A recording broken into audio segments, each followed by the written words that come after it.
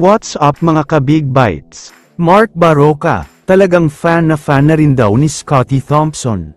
Pero bago ka sana magpatuloy sa panunood ay huwag mong kalimutang mag-subscribe sa aking YouTube channel. Mabilis ang update lang tayo sa kampo ng San Miguel Beermen, halos lahat ng players at coach ay nagsisisihan sa nangyari, dahil sa masakit at nakakagulat na pagkatalo nila, kontra sa number 8 seed na Terra Firma Jeep. Ngayon lang nangyari sa buong kasaysayan ng PBA, na ang number 8 team ay tinalo ang number 1 team sa lahat ng quarter. Ibig sabihin niyan ay walang kahit isang quarter na mas mataas ang iniscore ng SMB kumpara sa Terra Firma. Kaya naman ayon sa SMB, nagulat daw sila sa ganda ng nilaro ng mga players ng Terra Firma.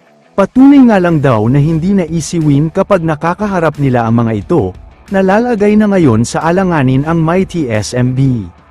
Ang 7-time PBA MVP na si Junmar Fajardo ay sinisisi mismo ang sarili niya, dahil siya daw ang may kasalanan kung bakit natalo sila.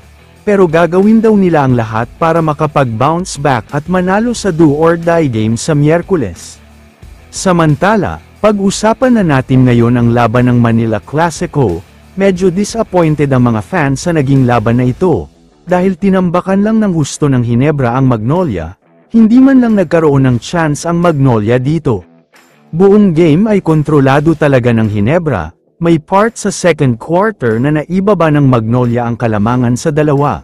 Pero yun na ang pinakahuling beses na nakalapit sila sa Barangay Ginebra dahil lumayo na talaga ang score. Pero syempre, sino pa nga ba ang magiging bida sa laban na ito?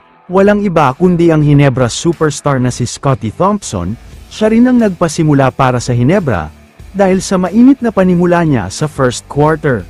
Grabe talaga ang mga hustle plays na ginawa ni Scottie sa laban na ito, kahit 11 points lang ang iniscore niya. Sobrang solid naman ang ibang stats dahil meron siyang 10 assists, 7 big steals at meron pang 6 rebounds yan. Kaya naman pagkatapos ng laban, may sinabi sa kanya ang primary defender niya na si Mark Barroca. Ayon kay Mark, kung may isang player daw na pinakamahirap bantayan ngayon sa PBA, ito nga ay walang iba kundi si Scottie Thompson. Ang mahirap daw kasi sa kanya ay masyadong unpredictable ang galaw niya. May times na i-score siya, rebounds, assists at matinding depensa, kaya masyadong mahusay daw talaga siya. Napakahirap bantayan at sobrang nakakabilib talaga.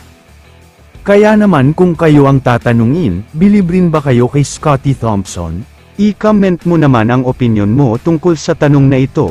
Dito na muna nagtatapos ang video na ito.